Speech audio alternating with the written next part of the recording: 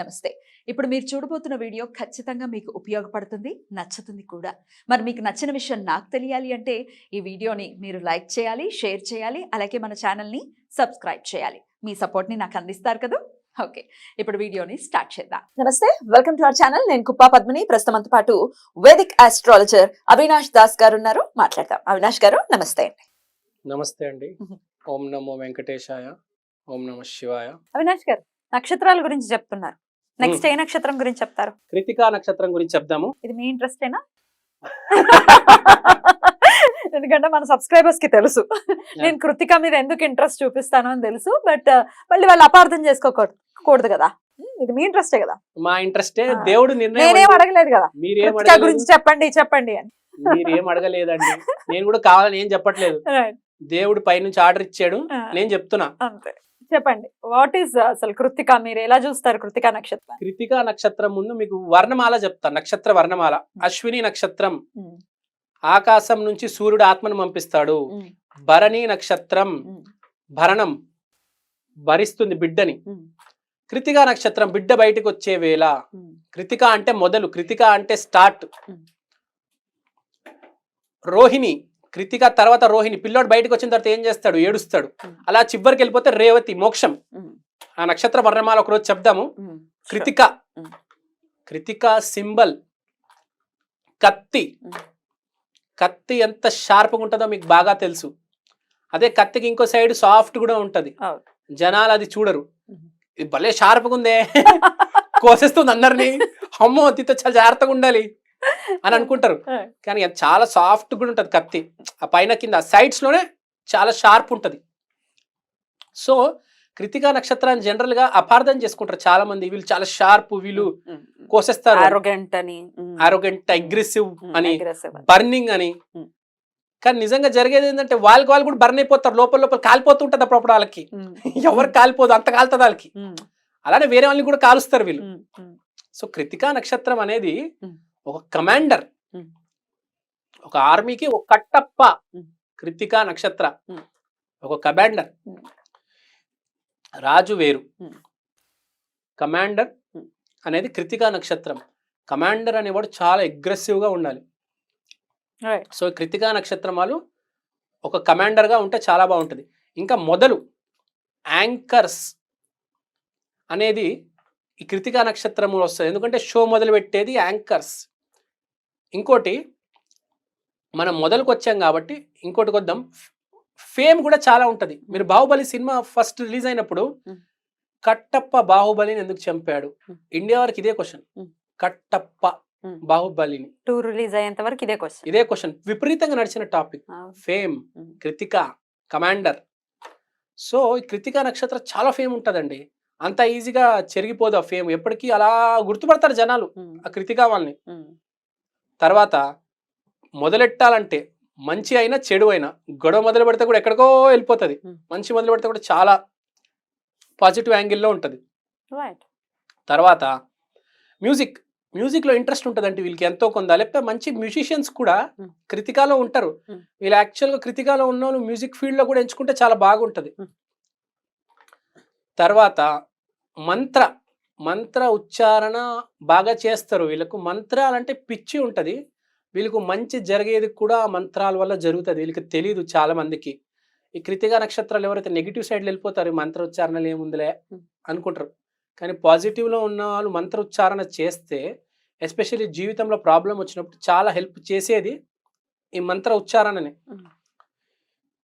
రామాయణం, మహాభారతంలో కూడా అవి మంత్రాలే ఒక రకంగా. అవి చదవడం కూడా ఒక మంత్ర ఉచ్చారణనే. ఇలాంటి వాళ్ళకి ప్రాబ్లం వచ్చినప్పుడు బాగా పనిచేసేది మంత్రాలు. ఇప్పుడు ఒక్కొక్క మనిషికి ఒక్కొక్క ప్రాబ్లం వచ్చినప్పుడు ఒక్కొక్క రకంగా ఫేస్ చేయాల్సి వస్తుంది. సో కృతికాకి బేసిక్గా ప్రాబ్లం వచ్చినప్పుడు మంత్ర ఉచ్చారణ అనేది చాలా important. This is one of the biggest remedy for each నక్షత్ర. ఎస్పెషల్లీ మన జాతకంలో చెప్పేది చంద్రుడు చాలా ఇంపార్టెంట్. మనిషి ముందు మానసికంగా స్థిరంగా ఉంటే తర్వాత ఏ సిచ్యువేషన్ అయినా డీల్ చేయగలడు.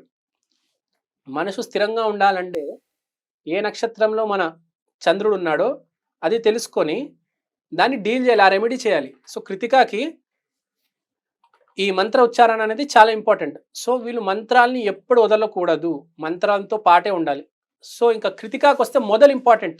ఏదైనా ఇప్పుడు రోజు ఉంది, ఇవాళ మార్నింగ్ ఎలా స్టార్ట్ చేయాలి, ఇప్పుడు జర్నీ ఎలా స్టార్ట్ చేయాలి, ఏదైనా సరే మొదలు చాలా ఇంపార్టెంట్. ఇప్పుడు ఒక షాప్కి వెళ్తారా, షాప్ మొదలు ఎన్విరాన్మెంట్ ఎలా ఉంది, లేకపోతే ఒక సినిమా స్టార్ట్ అయింది, సినిమా స్టార్టింగ్ ఎలా ఉంది, అమ్మో నేను చూడలేదు ఇది బాగాలేదు, ఇది ఇలా ఉంది నేను చూడడానికి కట్ చేశాను, మొత్తం ఫస్ట్ బాగుంటేనే వాళ్ళు మొత్తం కంప్లీట్ చేస్తారు. షాప్ ఎంట్రన్స్ బాగుంది, బాగా హడావిడి ఉంటే పోరీలు. ఒక మొదలు అనేది చాలా ఇంపార్టెంట్. చెట్టు మొదలు నీళ్ళు పోస్తాము, ఎంత ఇంపార్టెంట్ అది. అలానే కృతికా నక్షత్రానికి మొదలు అనేది చాలా చాలా ఇంపార్టెంట్. కృతికా నక్షత్రం రిప్రజెంట్స్ ఫైర్ కాబట్టి హోమం చేసుకుంటే బాగా కలిసి వస్తుంది. హోమాలు చేయాలి. అగ్నిదేవుడికి వీళ్ళు ఎంతో కొంత బ్లెస్సింగ్స్ తీసుకోవాలి మంత్రోచ్చారణ చేసి. ఎందుకంటే కృతిక అంటే ఫైర్, కృతిక అంటే మొదలు. సో వీళ్ళు ఎప్పుడు ఏది చేసినా ఆ మొదల్లోనే వీళ్ళు ఆ పని దాని మొదలు చుట్టూనే తిరుగుతూ ఉంటుంది. ఇప్పుడు ఒక కంపెనీలో కూడా ఒక CEO ఉంటే ఒక ప్రోడక్ట్ని లాంచ్ చేయాలంటే వాడినే ఎంచుకుంటాడు, ఆ కృతికా నక్షత్రం వాడిని. మీడియాలో కూడా ఒక యాంకర్, ఒక మొదలు, ఒక ఫైర్, ఒక బర్నింగ్. సో ఈ కృతికా నక్షత్రం అనేది మనం అనుకుంటే ఇప్పుడు బేసిక్గా డిస్కవరీ, పెనిట్రేటింగ్. ఇప్పుడు ఎలా ఉంటుందంటే ఒక 10 మంది ఉన్నారండి, ఇంటర్వ్యూకి వచ్చారు, ఒకడు అందరి మధ్యలో దూరిపోయి పరకాయ ప్రవేశం అంటారు కదా, అలా అందరినీ దాటుకుంటూ వచ్చేసి లేకపోతే ఆడికి ఒక జాబ్ కావాలి, ఎలాగో వాళ్ళ ఫోన్ నెంబర్ సాధించి వాళ్ళకి ఫోన్ చేసి ఆ రిఫరెన్స్ తీసుకొని ఆ పరిచయం వాడి ఆ జాబ్ తెచ్చేసుకుంటాడు. అంటే పెనిట్రేటింగ్. ఇప్పుడు ఎక్కడైనా కష్టం మార్గం వేరు, ఇప్పుడు కష్టపడి ఆ నక్షత్రం వేరు. ఇప్పుడు రిఫరెన్స్ తో, పరిచయాలతో, ఫోన్ నంబర్లు, ఈ కాంటాక్ట్ వాడి ఆ కాంటాక్ట్ వాడి అలా పెనిట్రేటింగ్, అలా బుర్ర కూడా, ఆ బుర్ర చాలా ఎక్కువ ఉంటుంది వీళ్ళకి. అలా నెట్వర్కింగ్ ఎలా చేసుకుంటూ, కొందరికి అసలు మాట్లాడడం రాదండి, ఎలా మాట్లాడాలో కూడా తెలియదు. వీళ్ళకు మాట్లాడి ఆ మనిషిని కన్విన్స్ చేసి అక్కడి నుంచి ఇంకో చోటకి పోయి అలా వాళ్ళ పని కానిచ్చేస్తారు వీళ్ళు. ఏదైనా పని కానించాలంటే రిఫరెన్స్, ఆఫీస్ లో ఆ మనిషి అక్కడ నంబర్ కావాలి. కృతికా నక్షత్రం, కృతికా నక్షత్రం దీంట్లో ఫస్ట్. సో నెట్వర్కింగ్ లో కావచ్చు, మ్యూజిక్ లో కావచ్చు, ప్లస్ డిస్కవరీ చేయడానికి ట్రై చేస్తూ ఉంటారు. ఏదో ఒకటి నేను నేర్చుకోవాలి అని వీళ్ళకి ఏదైనా అనిపిస్తే దాంట్లో వీళ్ళు చాలా ప్లాన్ చేసి, ఇప్పుడు IAS ఎగ్జామ్ రాయాలి నేను, లేకపోతే ఏదైనా ఆస్ట్రాలజీ నేర్చుకోవాలి, దాన్ని డిస్కవరీ చేస్తారు వీళ్ళు. అరే నేను ఎలా నేర్చుకోగలను, అన్ని కోణాలు తెరిచి చూస్తారు. ఒక దారిలోనే చాలా మంది ఏం చేస్తారంటే ఆ రోడ్డు ఓపెన్ అయింది కదా, ఆ రోడ్లో వెళ్ళిపోదాం. వీళ్ళు అలా కాదు, 5-6 దారులు చూసి అలా ఏది బెస్ట్ దారి అని ఎంచుకొని అలా వెళ్తారు. నేను చెప్పాను కదా మొదలు చాలా ఇంపార్టెంట్, చాలా డిస్కవరీ ఉంటుంది. అక్కడికి రావాలన్నా కూడా చాలా పెనిట్రేషన్ ఉంటుంది. వచ్చంగానే చాలా ఎక్స్ప్లోర్ చేస్తారు. అంటే మొదలు మీద ఎంత ఇంపార్టెన్స్ ఉంది చూడండి. వాడి జీవితం కూడా దాని చుట్టూనే తిరుగుతుంది. స్టార్ట్ పాయింట్ చుట్టూ తిరుగుతుంటది. సింబల్ నైఫ్, దేవుడు అగ్నిదేవుడు, and animal female goat. Female goat is the symbol of Kritika. So they can use it as a wallpaper for their mobiles. Female goat will be very auspicious. ఒక female goat మంచి hybrid ని పెంచుకుంటే బాగా చాలా కలిసి వస్తుంది వాళ్ళకి. లేకపోతే దానికి ఫుడ్ పెట్టడము ఏదో. కానీ గోట్ అంటే మేకని పెంచుకోవడం అందరి పెంచుకోకపోయినా ఎవరైతే పెంచుతున్నారో అక్కడికి వెళ్ళి వాళ్ళకి డబ్బులు ఇస్తే ఎంతో కొంత ఏదో ఒకటి. సో మేక చచ్చిపోతుంది కదండి, బకరా అవుతుంది కదా, పర్వాలేదా మరి? అలా ఇప్పుడు ఆ కాన్సెప్ట్ వేరండి, వద్దు మనకి, ఆ కాన్సెప్ట్ వద్దు. ఇప్పుడు వేరే కాన్సెప్ట్ మాట్లాడుతున్నాను నేను. మేకని కొంతమంది పెంచుకుంటారు, చాలా మంది మేకని పెంచుకుంటారు, మేకతో ఆడుకుంటారు. ప్రతి మనిషి మేకని చంపాలనుకోడు. ఎవరైతే మేకని హ్యాపీగా చూసుకుంటారో వాళ్ళ దగ్గరికి వెళ్ళి మీరు దానికి ఎంతో కొంత ఫుడ్ పెట్టొచ్చు, చిన్న ఏదో నీళ్ళు పాలో చేసుకోవచ్చు. కృతికాకి చాలా మంచిది. కృతికాకి నేను అడ్వైస్ చేసేది ఏంటంటే తింటే ఫీమేల్ గోట్ మాత్రం తినకండి అంట. మేల్ గోట్ తిను, తెలుస్తుంది, వాళ్ళు చెప్తారు. ఫీమేల్ గోటు తినొద్దు అంట నేను. కృతికాకి మంచిది కాదు, ఎందుకంటే మీ సింబల్ కాబట్టి. నువ్వు ఫీమేల్ గోటికి దూరం ఉంటే చాలా మంచిది. రైట్. అయితే అగ్నిదేవుడిని ప్రత్యేకంగా మనం ఆయన్ని ప్రార్థించడం ప్రతినిత్యం కూడా చేసుకోవాలి అని అంటున్నారు.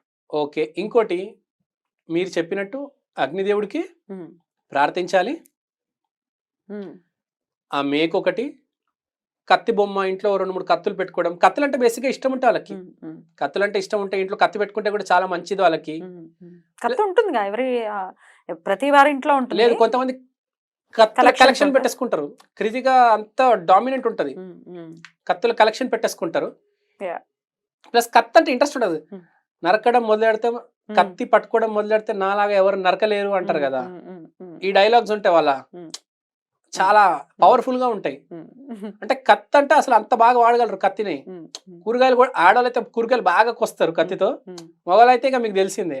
అంటే కత్తి అంటే అంత ఇష్టం ఉంటది, చాలా ప్యాషనేట్ ఉంటది ఆ కృతిక ఉన్న వాళ్ళకి. సరే, అయితే అగ్నిదేవుణ్ణి ప్రత్యేకంగా వీళ్ళు పూజించుకోవాలి. అలాగే ఆరాధన విషయానికి వస్తే అగ్నిదేవుడు ఇంకా మంత్రం బాగా చేసుకోవాలి అని చెప్తున్నారు. మంత్రం చాలా ఇంపార్టెంట్ అండి. ప్యూరిఫికేషన్, మంత్రం చేసుకుంటే ప్యూరిఫికేషన్, చెత్త అంతా బయటికి వెళ్ళిపోతుంది. మాట అనేది చాలా ఇంపార్టెంట్ వీళ్ళకి. మాటలో ఫస్ట్ వీళ్ళు రెస్పెక్ట్ ఇవ్వడంలో చాలా మంచోళ్ళు. బ్యూటిఫుల్ గా చెప్పారు. Thank you so very much. మరి మీ నక్షత్రాల గురించి కూడా మీరు తెలుసుకోవాలి అనుకుంటే కమెంట్ సెక్షన్ లో మీ కమెంట్ ని పోస్ట్ చేయండి, చూసి ఖచ్చితంగా ఆ వీడియోస్ కూడా చేస్తాం. రైట్ అండి, థ్యాంక్ యూ. నమస్తే అవినాష్ గారు.